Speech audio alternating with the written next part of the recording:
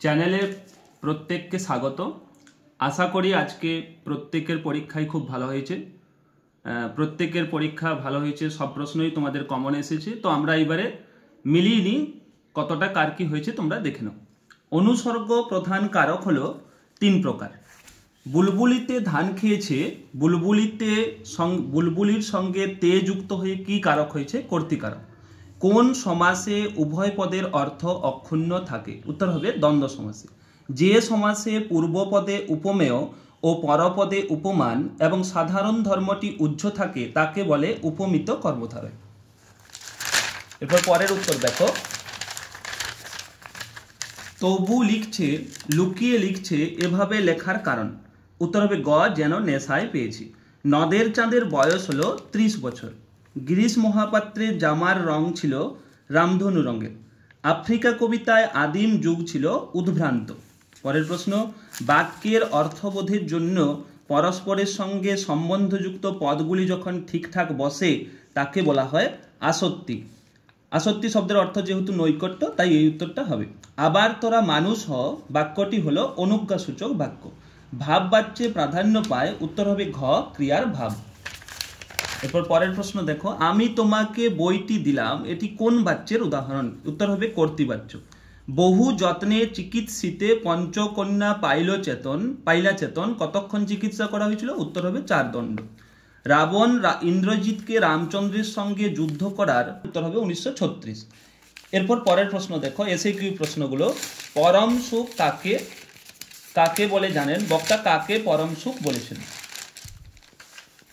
উত্তর হবে সুবোধ ঘোষের লেখা বহুরূপী গল্পে জগদীশ বাবুর বাড়িতে গিয়ে কথাবার্তায় হয়ে উঠেছিলেন বিরাগী রূপী হরিদার মতে সব সুখের বন্ধন থেকে মুক্ত হয়ে যাওয়াই হলো পরম সুখ। পরের প্রশ্ন দেখো। নদীর বিদ্রোহ গল্পের লেখকের প্রকৃত নাম কি? প্রবোধ কুমার বন্দ্যোপাধ্যায়। অমৃতের মা ওকে বেকায়দায় ফেলার জন্য কি বলেছিলেন? উত্তর হবে মা অমৃতকে বেকায়দায় ফেলার জন্য এমন কথাও বলেছিলেন যে নতুন জামা পাওয়ার আগে ইসাব তার বাবার কাছ থেকে খুব মার খেয়েছিল। অমৃত ওই রকম মার খেতে রাজি আছে কিনা? পরের প্রশ্ন, বিকেলে চায়ের টেবিলে ওঠে কথাটা কোন কথাটার কথা বলা হয়েছে? উত্তর হবে কথা সাহিত্যিক আশাপূর্ণা দেবীর জ্ঞানচক্ষু গল্পে তপনের ছোট মেসো তপনের একটি লেখা সন্ধ্যাতারা পত্রিকায় ছাপিয়ে দেওয়ার কথা বলেছিলেন। বিকেলে সেই কথাই চায়ের টেবিলে উঠেছিল। পরের প্রশ্ন, তার আমি জামিন হতে পারি, বক্তা কার জামিন হতে পারেন? উত্তর হবে আমি তার জামিন হতে পারি উদ্ধৃতাংশটি শরৎচন্দ্র চট্টোপাধ্যায়ের লেখা পথের দাবির অন্তর্গত। বক্তা অপূর্ব, যিনি গিরিশ মহাপাত্রের জামিন হতে চেয়েছিলেন রেঙ্গুনে।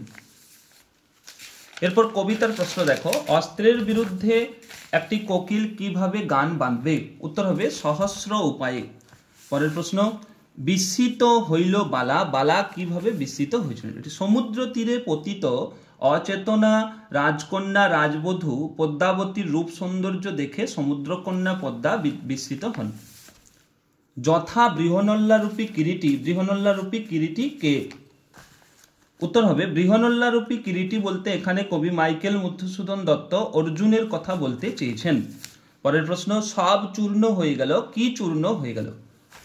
উত্তর হবে চূর্ণ হয়ে গেল কথকের মিষ্টি বাড়ি, তার বারান্দা যেখানে কথক ঝুলন্ত বিছানায় ঘুমিয়েছিলেন, তাছাড়া গোলাপি গাছ, ছড়ানো করতলের মতো পাতা, চিমনি, প্রাচীন জলতরঙ্গ।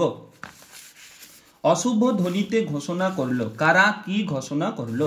উত্তর হবে অশুভ ধ্বনিতে ঘোষণা করলো দিনের অন্তিম কাল। কারা করলো? না গুপ্ত গহ্বর থেকে পশুরা বেরিয়ে এসে। এরপর এই প্রশ্নগুলো দেখে নাও। প্রবন্ধের প্রশ্ন, ক্যালিগ্রাফিস্ট কাদের বলে? উত্তর হবে যারা ওস্তাদ কলমবাজ তাদের বলে ক্যালিগ্রাফিস্ট বা লিপিকুশলী। পরের প্রশ্ন, পরিভাষার উদ্দেশ্য কি?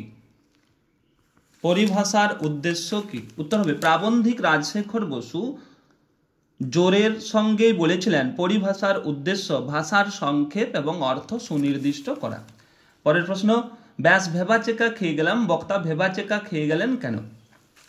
হ্যাঁ, দ্বিতীয় বিশ্বযুদ্ধের বেশ কয়েক বছর পরে লেখক কলকাতার কলেজ স্ট্রিটের একটা নামি দোকানে একটা ফাউন্টেন পেন কেনার জন্য গিয়েছিলেন। তখন দোকানদার জানতে চেয়েছিলেন কিরকম কলম। দোকানদারের এ কথা শুনে তিনি অর্থাৎ লেখক ভ্যাবাচেকা খেয়েছিলেন। তাতে অনেকে মুশকিলে পড়েছেন। কিসে মুশকিলে পড়ার কথা বলা হয়েছে? উত্তর হবে রাজকার্যে দেশি পরিভাষা চালানোই সরকারের কাজে অনেকে মুশকিলে পড়েছেন। পরের প্রশ্ন, এরপর ব্যাকরণের প্রশ্নগুলো ভালোভাবে মিলিয়ে নাও। কদাকার পদটির ব্যাসবাক্য সহ সমাসের নাম।